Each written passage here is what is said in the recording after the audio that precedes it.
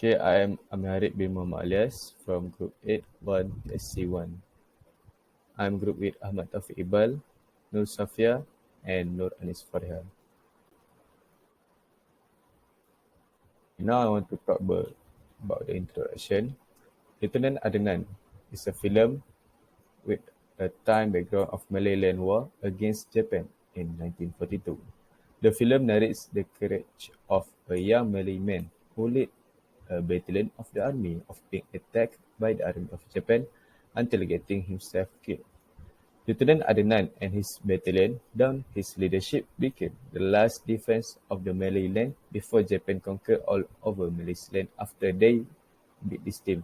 This film was written based on a true story against a young Malay man named Adnan bin Saidi from Sungai Ramal village, Kajang, who is determined to enter the army despite strong opposition from his mother.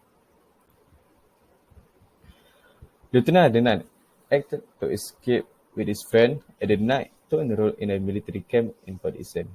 After being selected, he undergo exercise physically and mentally in a camp to be the army below regiment soldiers Malay opposed the Japanese entry. Thanks to his leadership, he is promoted to Color Sergeant, which is junior lieutenant, in 1937. With this, he led the Malay forces fortified at Bukit Chandu, Singapore in 1948 with full gallant and spirit until his troops were captured at last. Lieutenant Adnan's strengths. In the film, Adnan was entrusted to defend the Pasir Panjang Ridge, the last British bastion before Alexandria, where their bullets and supplies military were located. In the Battle of Pasir Panjang, the Battle of Opium Hill, as it is better known, Adnan's leadership qualities, such as patriotism, bravery, and courage, motivated his troops to try and fend off Japanese, even though they were grossly outnumbered and undersupplied. Weakness. As in the film, Lieutenant Adnan and his troops held off the Japanese for 2 days amid heavy enemy shelling from the artillery and tanks, as well as chronic shortage of food, medical supplies, and ammunition. His courageousness cost him his life as the Japanese army tied him on a tree and stabbed him several times with bayonet. He died on the hands of the Japanese. Next, I want to talk about the opportunities that Lieutenant Adnan got when in the war. First, Lieutenant Adnan was asked to work in Bukit Chandu, but at the same time, Bukit Panjang also was under his responsibility. Certain Aisha state that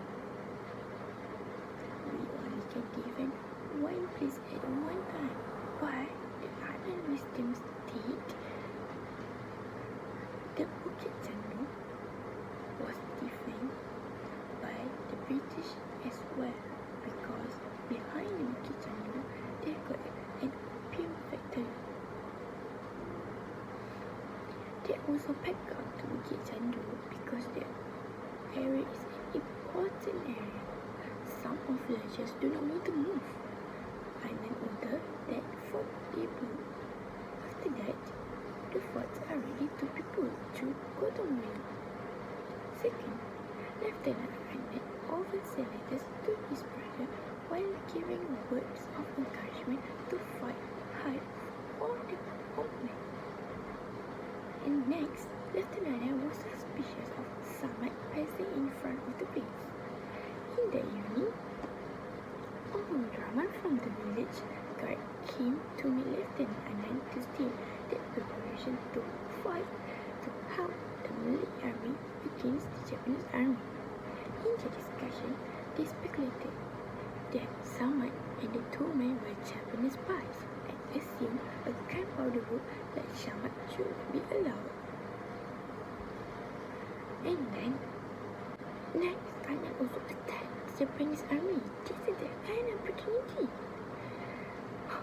He attacked the army that been spies and that make most of the Japanese Japanese army died. And last but not least, the big opportunities that Adnan got.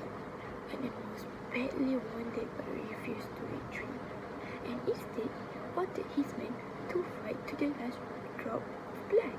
His courage raised the fighting spirit of his people to prevail victoriously. That's all. Next, I will tell about the treats for this movie, Battle of Pasir Panjang. When he was 23 years old, Adnan married Sofia, which is a school teacher from his village. This couple had 3 children, which is 2 sons and 1 daughter. Adnan did not live to see his daughter being born, and she too died at infancy shortly after the fall of Singapore in 1942. Combining the hectic life of a career soldier and that of a father, Adnan was remembered by one of his sons, Mokhtar, as serious and fierce, yet had a good heart. In late 1941, Adnan was posted to Singapore. He brought his family with him and they lived in a big house of Pasir Panjang, an area reserved for officers in the Malay regiment. When war became imminent, Adnan sent his family back to their hometown in Kajang Selang. It was trying time for him as his wife was pregnant with their 3rd children.